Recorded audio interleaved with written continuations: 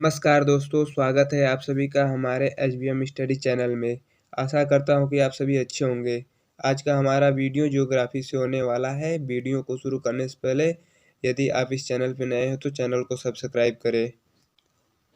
तो आज का हमारा टॉपिक है ग्लोब अक्षांश और देशांतर रेखाएं। इस पूरे वीडियो में आज हम फिगर के माध्यम से ग्लोब अक्षांश और देशांतर रेखाओं के बारे में समझेंगे। तो दोस्तों ग्लोब क्या है? ग्लोब की परिभाषा है, ग्लोब पृथ्वी का काल्पनिक गोलाकार मॉडल है जिसके द्वारा पृथ्वी को एक जगह दर्शाया गया है। जैसा कि आप नीचे चित्र में देख सकते हैं, यह हमारा ग्लोब है। ग्लोब का ऊपरी सिरा उत्तरी ध्रुव तथा निचला सिरा दक्षिणी ध्रुव कहलाता है। पृथ्वी पर स्थित सभी महाद्वीपों और महासागरों को ग्लोब पर दर्शाया गया है। ग्लोब की सहायता से इन सभी चीज़ों का अध्ययन काफ़ी आसान हो जाता है। दोस्तों, आप लोगों को कुछ दिशा के बारे में बता देते हैं। यह हमारा ऊपर की ओर उत्तर, नीचे दक्षिण, दाहिने साइड पूरब और बाएं साइड पश्चिम दिशा होता है। अगला है हमारा अक्षांश रेखा। अक्षांश रेखा किसे कहते हैं? ग्लोब या मानचित्र पर पश्चिम से पूर्व विषुवत रेखा के समांतर खींची गई रेखा को अक्षांश रेखा कहते हैं। यह हमारा दोस्तों अक्षांश रेखा की परिभाषा है। अक्षांश रेखा को हम ग्लोब के माध्यम से समझते हैं। यह हमारा ग्लोब है। ग्लोब के मध्य से एक रेखा होकर गुजरती है जिसे हम विषुवत रेखा या भूमध्य रेखा कहते हैं। यह रेखा ग्लोब को दो भागों में बांटती है। ऊपर वाला हिस्सा इसका उत्तरी गोलार्ध और नीचे वाला हिस्सा इसका दक्षिणी गोलार्ध कहलाता है। ग्लोब के उत्तरी गोलार्ध से 90 अक्षांश रेखाएं तथा दक्षिणी गोलार्ध से भी 90 अक्षांश रेखाएं खींची जाती है। इस प्रकार कुल अक्षांश रेखाएं विषुवत रेखा को लेकर 181 हो जाती है। अक्षांश रेखाओं में कुछ महत्वपूर्ण रेखाएं होती है जिन्हें हम देखेंगे। विषुवत रेखा के ऊपर 23.5 अंश पर कर्क रेखा होती है जो भारत के कुछ राज्यों से होकर गुजरती है, तथा उसके ऊपर 66.5 अंश पर एक रेखा होती है जिसे हम आर्कटिक रेखा कहते हैं। और दक्षिणी गोलार्ध में विषुवत रेखा के नीचे 23.5 अंश पर एक रेखा होती है जिसे मकर रेखा कहते हैं, तथा 66.5 अंश पर अंटार्कटिक रेखा होती है। प्रत्येक डिग्री पर एक अक्षांश रेखाएं खींची जाती है और दो क्रमागत अक्षांश रेखाओं के मध्य दूरी 111 किमी होती है। दोस्तों, ये सब पॉइंट है, ये सब याद करने वाली पॉइंट है।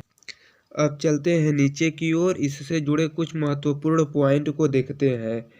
पहला पॉइंट है हमारा कुल अक्षांश रेखाओं की संख्या 181 होती है। दोस्तों, हमने आपको बताया है कि उत्तरी गोलार्ध से 90 अक्षांश रेखाएं तथा दक्षिणी गोलार्ध से भी 90 अक्षांश रेखाएं खींची जाती है।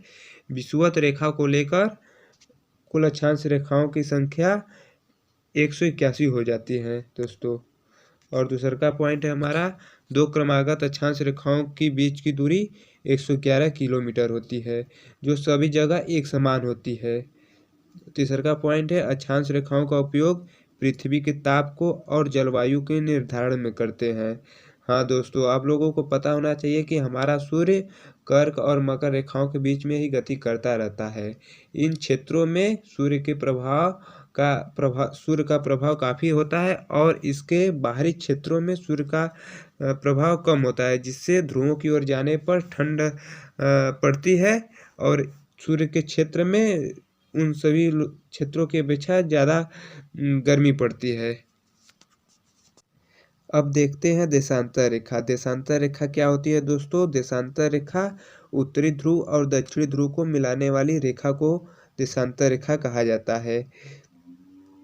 यह हमारा ग्लोब है। ग्लोब का ऊपरी सिरा उत्तरी ध्रुव तथा निचला सिरा दक्षिणी ध्रुव कहलाता है।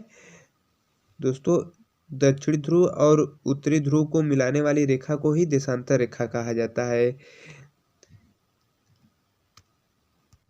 अब इससे जुड़े कुछ महत्वपूर्ण पॉइंट को देखते हैं।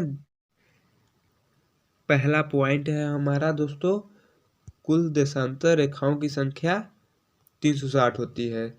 और दूसरा का पॉइंट है, दो क्रमागत देशांतरों के मध्य दूरी सबसे अधिक 111 किलोमीटर 111.3 किलोमीटर विषुवत रेखा पर होती है। अगला, जो कि ध्रुवों की ओर बढ़ने पर देशांतर के बीच की दूरी घटती जाती है और ध्रुव पर सबसे न्यूनतम दूरी हो जाती है।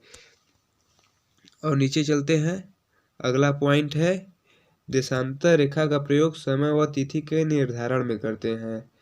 अगला पॉइंट, 0 डिग्री देशांतर को प्रधान समय रेखा या प्रमुख यामोत्तर के नाम से जाना जाता है, जो इंग्लैंड के ग्रीनविच शहर से होकर गुजरती है। दोस्तों, 0 डिग्री देशांतर को ही मानक समय रेखा कहा जाता है। अगला पॉइंट, किसी भी दो क्रमागत देशांतरों के बीच समय का अंतर 4 मिनट का होता है। यदि पूर्व की ओर जाते हैं तो 4 मिनट प्रत्येक देशांतर के बाद मानक समय में जोड़ देते हैं, और यदि पश्चिम की ओर जाते हैं तो प्रत्येक देशांतर के बाद 4 मिनट मानक समय से घटाया जाता है। इन पॉइंटों को हम जो है कि ग्लोब की सहायता से समझते हैं। देखते हैं, यह हमारा ग्लोब है। ग्लोब में दोस्तों यह हमारा मध्य से भूमध्य रेखा होकर गुजरती है, और भूमध्य रेखा पर ही दो देशांतरों के मध्य सबसे अधिकतम दूरी 111.3 किलोमीटर होती है, जो सबसे अधिक होती है। और यह दूरी ध्रुवों की ओर जाने पर निरंतर घटती जाती है और अंत में जाकर यह दूरी 0 हो जाती है। दोस्तों, यह हमारा पूर्वी गोलार्ध है और यह हमारा पश्चिमी गोलार्ध है। पूर्वी गोलार्ध से 180 देशांतर रेखाएं और पश्चिमी गोलार्ध से भी 180 देशांतर रेखाएं खींची जाती है। यह देशांतर रेखाएं प्रत्येक 1 डिग्री पर होती हैं। इस प्रकार कुल देशांतर रेखाओं की संख्या 360 हो जाती है। यदि हम दोस्तों पूरब की ओर जाते हैं तो प्रत्येक देशांतर के बाद +4 मिनट करते हैं, और जो है कि पश्चिम की दिशा में जाते हैं तो प्रत्येक देशांतर के बाद -4 मिनट करते हैं। और अगला हमारा पॉइंट है, 180 डिग्री देशांतर रेखा को तिथि रेखा के नाम से जाना जाता है। और अगला पॉइंट, पूर्वी देशांतर में एक दिन पश्चिमी देशांतर के अपेक्षा अधिक होती है। पूर्वी देशांतर में दोस्तों यदि 25 तारीख है तो पश्चिमी गोलार्ध में एक दिन कम, यानी कि 24 दिन होगा उसी दिन। कुछ इम्पोर्टेंट पॉइंट दिया गया है दोस्तों, हम इसे देखते हैं। हमारा पहला पॉइंट है, दो देशांतरों के मध्य दूरी को गोरे कहते हैं। और अगला पॉइंट है, दो अक्षांशों के मध्य क्षेत्र को जोन कहते हैं। तथा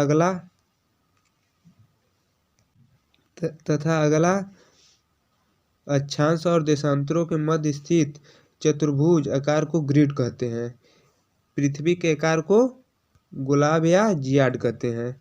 दोस्तों, यह हमारा ग्लोब है। ग्लोब में दो अक्षांशों के मध्य स्थित क्षेत्र जो होता है उसको हम जोन कहते हैं। जो दोस्तों हमारा यह अक्षांश पहला ये और ये, इसके मध्य जो क्षेत्र है, स्थित क्षेत्र है, इसको हम जोन कहते हैं। और दो क्रमागत देशांतरों के मध्य स्थित जो क्षेत्र होता है उसे हम गोरे कहते हैं। जो दोस्तों यह हमारा देशांतर रेखा है, इसके मध्य स्थित सभी क्षेत्रों को हम गोरे कहेंगे। और अक्षांश और देशांतर रेखाओं के मध्य जो चतुर्भुजाकार आकार बनता है, जैसे कि हमारा ये आकार है, ये चतुर्भुजाकार है, इसको हम जो है कि ग्रिड या जाली कहेंगे। और हम संपूर्ण पृथ्वी के आकार को गोलाब या जियाड कहते हैं। दोस्तों, इस वीडियो के माध्यम से अक्षांश और देशांतर रेखाओं के सभी महत्वपूर्ण बिंदु को कवर किया गया है। उम्मीद करता हूं कि दोस्तों यह वीडियो आपको अच्छी लगी होगी। यदि यह वीडियो अच्छी लगी हो तो इस चैनल को सब्सक्राइब करना ना भूलें। जय हिंद।